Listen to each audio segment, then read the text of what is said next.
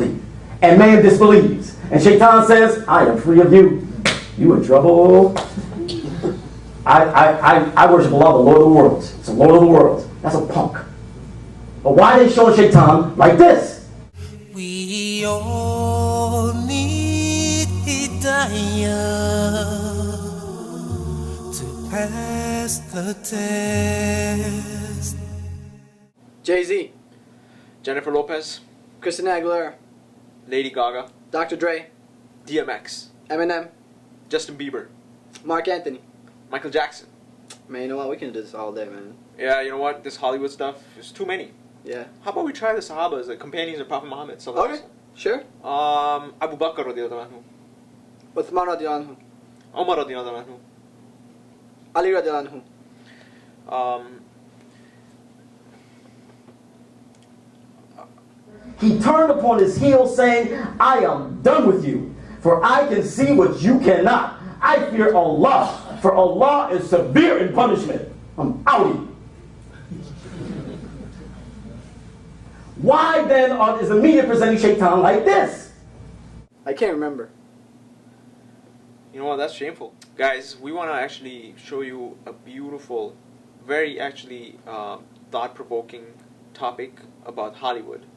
A lot of you would not encounter a video like this.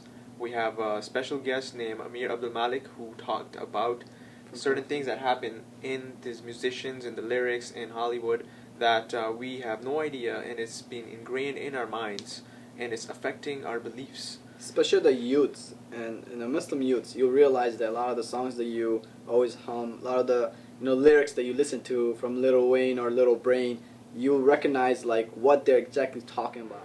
That's the world that we're looking at as being attractive. That's the world that they're trying to make you think that the world that you want to be in. That's the world and where people are worshiping those who are inside of it. So we want to show you guys this talk today. It would definitely be an eye-opener for a lot of you. And we hope that you not just listen to it to get a kick out of it, but you actually see what's really going on. And again, of course, I want to direct my remarks to the youth who are here. My objective, my intention in these next few minutes is to destroy your relationship with the media, to destroy your relationship with the entertainment industry. That's my intention. And I hope, inshallah, that after I'm done, that instead of you looking at the entertainment industry like, oh, that you look at it like, ew, that type of thing. That's what I'm hoping. Now check this out. All right. And so what I'm saying is that when you look at what's happening in the entertainment industry, this is nothing but filth, y'all. It's nothing but filth. And it looks entertaining. It looks like, you see the glamour, you see the glitter, so on and so forth. Do you know that if you're a child in Hollywood, if you're a child actor in Hollywood, chances are you've been molested? That's how rampant child molestation is in Hollywood. It's so rampant that right now they have a law. They're trying to push a law through the Senate right now protecting children in Hollywood because child pedophilia is so rampant in Hollywood. That's the world that we're looking at as being attractive. That's the world that they're trying to make you think that the world that you want to be in. That's the world and where people are worshiping those who are inside of it. And at the core of all of this, y'all, at the core of all of this, they're trying to give people the impression that shaytan is God. They're trying to give people the impression that shaytan is powerful. You saw the commercial with the new video game, Diablo 3. What's Diablo mean? Devil. 3. And how do they show them? Yeah. That's how they show shaytan. Matter of fact, when you look at horror movies, and at the end of the horror movie, evil prevails, they're trying to program you. They're trying to program you that evil is more powerful than good. And so when they show you these people who have literally sold their souls to the shaitan, who sold their soul for fame and fortune, sold their soul. And selling your soul means I'll do whatever you tell me to do. Just hook me up. I want fame, I want fortune. No problem. Here, wear this. Here, sing this. Here, act in this particular way. Push our agenda. So whether it's Beyonce who gets out there and she puts on an outfit that has the devil's goat on it, on her outfit. Has the devil's head, that they use. They use this thing where they use a goat head, right? Upside down star. And she got that on her outfit. On her outfit. And she's supposed to be, because what these entertainers do, they come up with this identity that's rooted in the nafs al-amara. That's what it is. It's rooted in the evil self. It's rooted in the passion self, right? And all of them do it. Eminem, who's his alter ego? Slim Shady. Slim Shady, right? And who's Bouncy's? Sasha Fierce. Sasha Fierce. And this is a persona that they take on that's rooted in that nafs al-amara. And then they talk this about, I have another side of me, and this side of me, and this side of me. And what it leads to their self-destruction. Rehana's going through it right now. She sold her soul. And one of the ways you can tell that they sold their soul, and when they start getting nasty, they start getting filthy, and they start getting more immoral, they sold their soul. But the shaytan don't care. Because once you sell that soul, you're going to self-destruct. And that's what's happening with all these people. That's why Eminem ended up in a rehabilitation hospital. That's why Rehana is self-destructing, selling your soul. Why are they trying to tell you that the shaytan is all-powerful? And these entertainers will do their interviews, and you'll listen to their interviews, and they'll talk about their philosophy. My philosophy, you just have to do you. You just have to be who you are. YOLO. Right? You know what I'm saying? You know what I'm saying? You only live once. Be young, wild, and free. That kind of foolishness, right? You just do what you want to do. That kind of thing. What is that dealing with? Giving into your desires. And they cloak it in some new age type of philosophy. And all it has to do with giving into your desires. Giving into your nafs al-amara. And once you give into your nafs al-amara, you are cool. Is filthy and is corrupt. And these are the people who are so special. These are the people who you look up to so much that you won't get their autograph. Please sign this. Devil worshiper, will you sign this, please? You know what I'm saying? And they be up there with their horns, their horn signals. Horns, that's horns, that's devil's horns. No, it stands for rock on. No, don't stand for rock on. That's the devil's horns. Y'all got to know that. But you be walking around here and talking about Assalamu alaikum, man. Yeah, exactly. You know what I'm saying? Y'all need to know this stuff. You need to know this stuff, right? And doing all this foolishness, right? Yeah, they're not saying okay. They're not saying okay. You know what they're saying? In the Bible, it says that the number of the beast, the shaytan, is what? 6, 6, 6, 6, 6, 6. Yeah. Or put it over the one eye. Right? Jay-Z, the one eye, that kind of thing, the eye of Horus, right? The pagan religion in Egypt, right? Aleister Crowley, the devil worshiper that Jay-Z was pushing, we're entering into the age of Horus. This is straight up corruption, y'all. And these are the people who these young people are taught to worship. To worship. I want to end with this, inshallah. When it comes down to the shaitan dealing with Allah, the shaitan ain't got nothing for Allah. But they're teaching you that the shaitan is powerful, that evil is powerful. And some of you may be thinking, no, but see, we ain't going for that though. We can see through that, and so on and so forth. Check this out. Let me tell you how subtle it is. When you see an evil being done on your campuses, in your classrooms, on a high school campus, whether it's college, university, or high school, and you know that something needs to be said, and you don't say it out of fear, you are worshiping evil. You are seeing evil as being more powerful than Allah. Anytime, because your role is critical, you youth, your role is critical, because Muslim youth are rising up all over the world, and Muslim youth are slowly, alhamdulillah, coming back to Islam. When you do not speak up, when you do not speak out, when you do not speak out for truth and justice, and you know you should be, and you don't do it out of fear, you have developed a respect for evil. Right. A respect for evil. So don't think that this stuff has not affected you. Don't think that you cannot be affected by this stuff.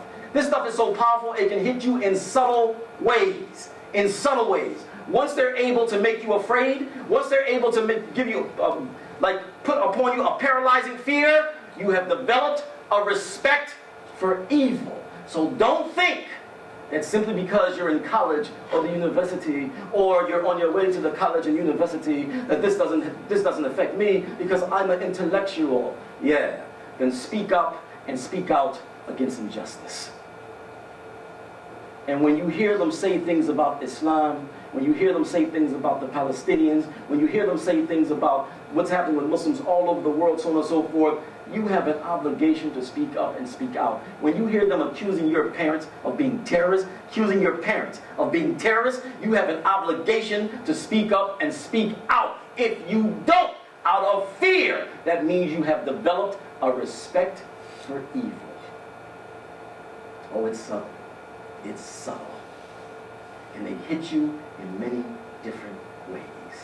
They're trying to make us think that the shaytan is all powerful. They're trying to make us think that what the shaytan has is more powerful than what Allah subhanahu wa ta'ala has. And they're doing it, they're using their media, they're using their music, they're using all of those institutions like we were talking about the other day, the Jummah. They're using all of those institutions that have to do with shaping people's minds to get this point across. It is all about evil. It is all about corruption. That's why today, if you make a statement that homosexuality is wrong, oh my God. He said that homosexuality is wrong. That's a controversial statement. Controversial statement? That's a controversial statement, but that's the age of corruption that we are now in. And so if you don't support same-sex marriage, something is wrong with you. That's the age of corruption that we are in. And in that age of corruption, we need straight up, to the point, truth. Speak the truth. Right, straight, and to the point. Speak the truth. Irrespective of what anybody says, speak the truth. And do not develop a respect, a subtle respect, even more dangerous, a subtle respect for that which is evil. Kuli kali hada, astaghfirullahi wa lakum.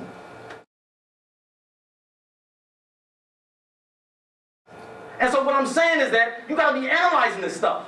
You got to be analyzing. There was way more to the LeBron James situation than just him saying, I want to leave Cleveland. There was way more than that. There was something happening beneath the surface that had racial overtones to it.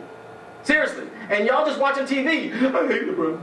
Hey, let me tell you something. In the hood, they wasn't burning LeBron jerseys in the hoods. They wasn't burning LeBron jerseys. They were burning LeBron jerseys in the suburbs. Alright? And then, when the owner of the Cleveland Cavaliers came out, he started saying certain things about LeBron that were racial overtones. Even Jesse Jackson had to say something. And that's how everybody in the hood was feeling.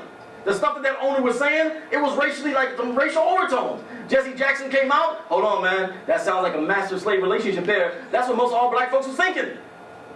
The reason why they went after LeBron, because the move he made was a power move. I know I'm the game. And there's a power move, and the corporation doesn't like it. You do not make yourself bigger than the corporation. You do not do that. You stay in your place. You do not present yourself as bigger than the corporation. And the corporation went after him.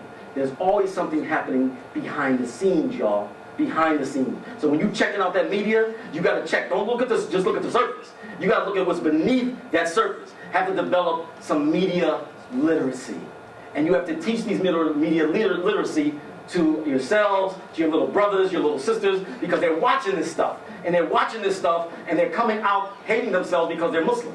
Hating Islam, and hating themselves. And so, media literacy. Number two, control your own media. We got DVDs now.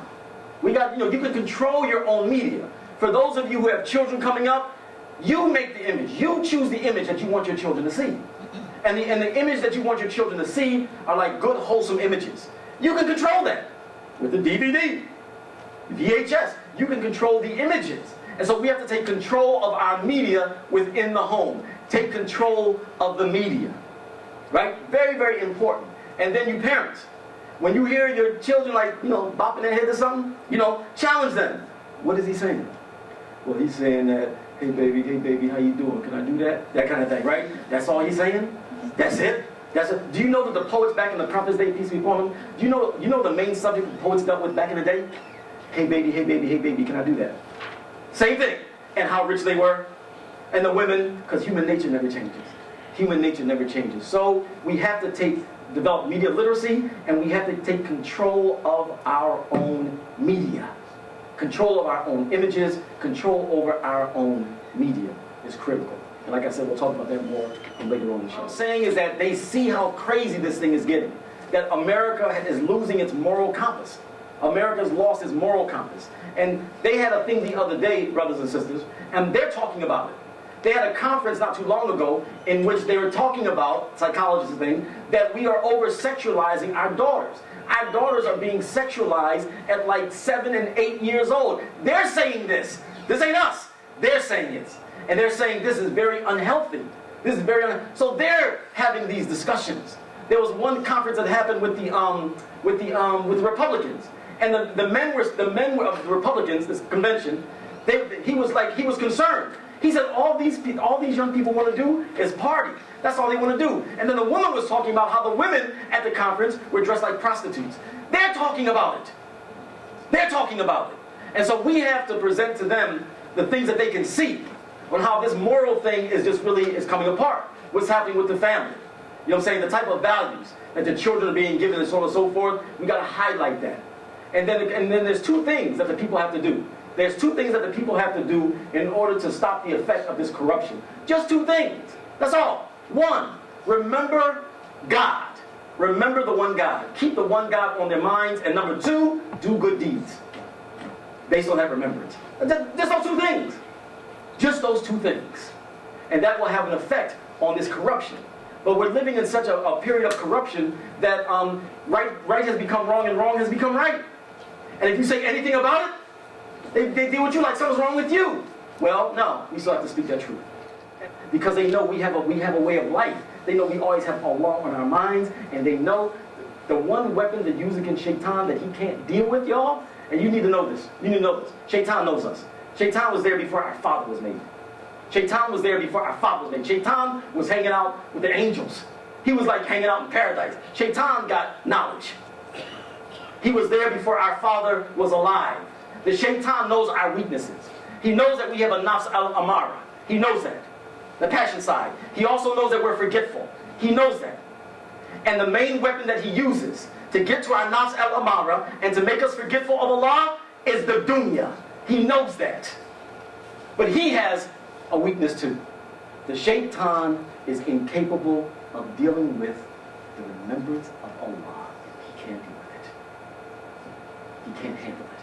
Anytime this soul is remembering Allah, he can't deal with it. We have to stop, inshallah. Alright? So it's important that you know that. And so it's very important that you understand, like, our role is so serious. Our role is serious in every level. In every level. And alhamdulillah, when old Lady Gaga tried to go to Indonesia, when Lady Gaga tried to go to Korea, the Korean said, she's anti-Christian. When she tried to go to Indonesia, the Muslim said, she's a devil worshiper. I said, get out, Muslims. You know what I'm saying? But that's who we are. We want people to think about Allah.